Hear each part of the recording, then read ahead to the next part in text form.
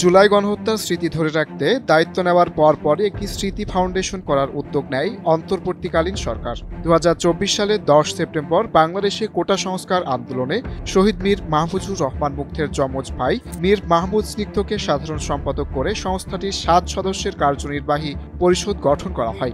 পরবর্তীতে ২১ সেপ্টেম্বর বৈষম্য বিরোধী ছাত্র আন্দোলনের অন্যতম সমন্বয়ক সার্জিস আলমকে সাধারণ সম্পাদক করা হয়।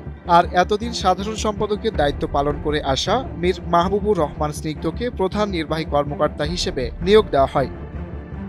আর আজ ৮ই মে জুলাই স্মৃতি ফাউন্ডেশনের প্রধান নির্বাহী পদ থেকে পদত্যাগ করেছেন মীর মাহবুবুর রহমান স্নিগ্ধ।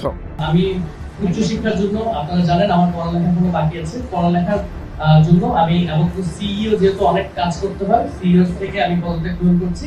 আমি পরবর্তী এবং গভর্নিং বডিতে দায়িত্ব গ্রহণ করছি। বান্ডেল থাকলে প্রতি সেনমানিতে টাকা বাঁচবে।